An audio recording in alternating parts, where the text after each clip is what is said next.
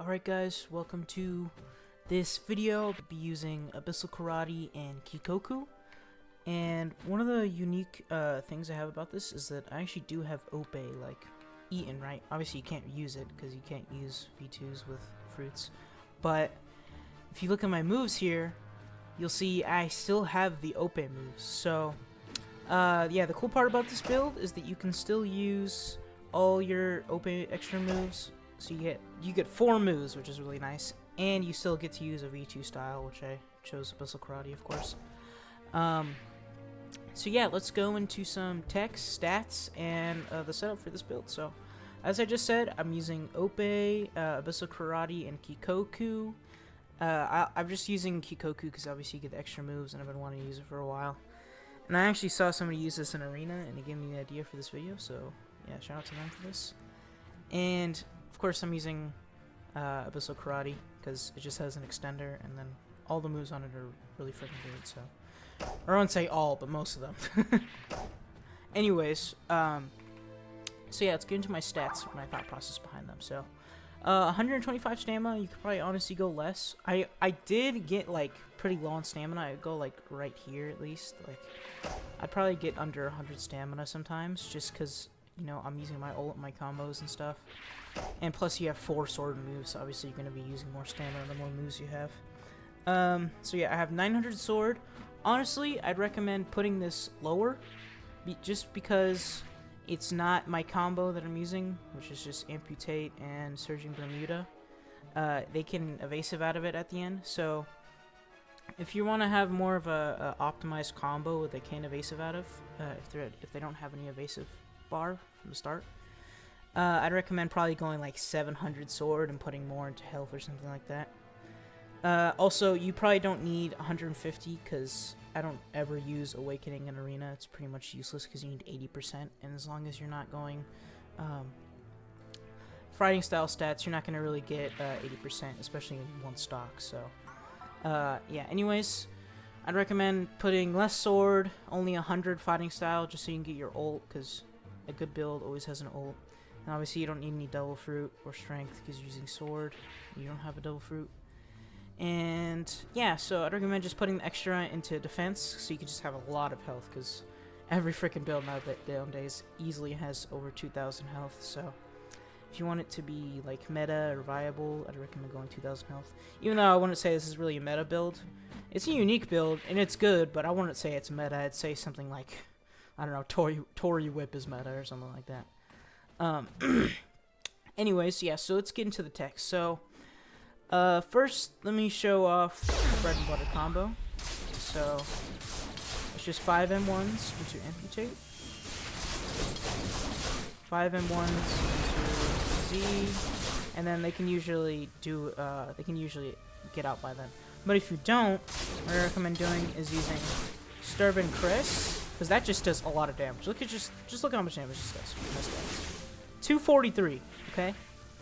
And it hits, it's not a combo extender, obviously, and I wouldn't recommend going after them afterwards, because it doesn't put them in ragdoll. It just kind of flings them away, like, barely. It flings them to, like, right here, realistically, if this wasn't a test dummy. And it doesn't give, it gives barely any stun, so I'd recommend not chasing after them, because they can either PB you, or, like, hit you first, which is even more annoying, so, yeah, I'd recommend not doing that.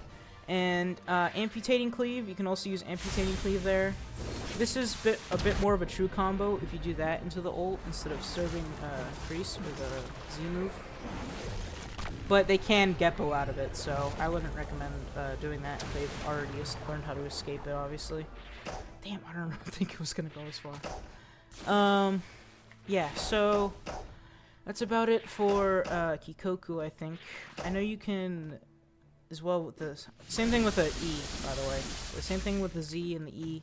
If you try to go after them after using it, they're just gonna either PB you or hit you first. So I'd recommend just walking away, because they can actually dash in and hit you really, really, like, quickly. Okay, so yeah, I think that's about it for that.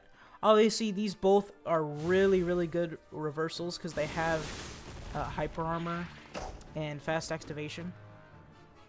Yeah, same thing with this.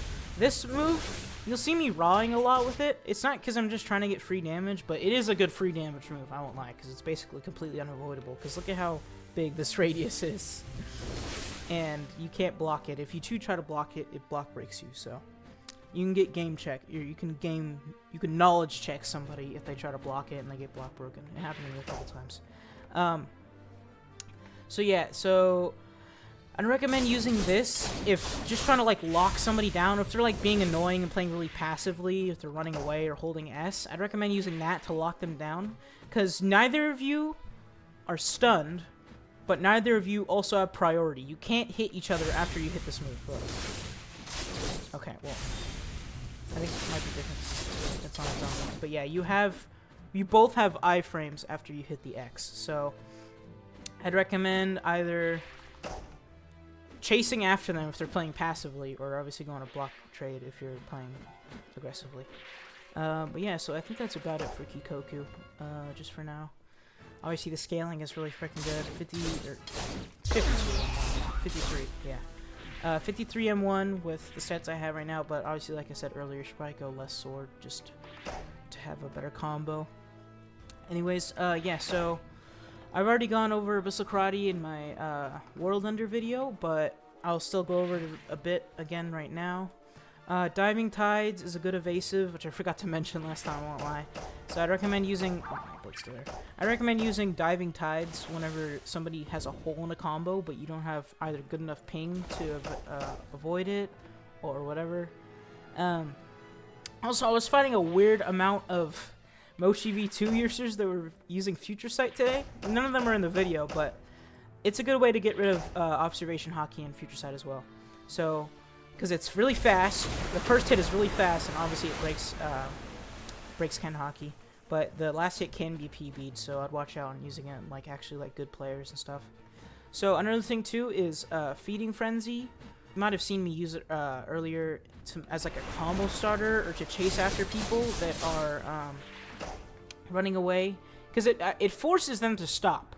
It forces them to either block it or get hit, which puts you in like I don't know why the hit stun is so big. It's just like one small projectile. But yeah, it gives you two options: to block or to like get hit by it, and they both lock you down. So I'd recommend using that if somebody's running away. And it also is just like a free combo starter if you do this. It's like try to do that. Yeah, I like doing that a lot as well because it opens them up, because they either have to hold block or else they'll get hit by it, and then you can combo start, or you can go into a block trade.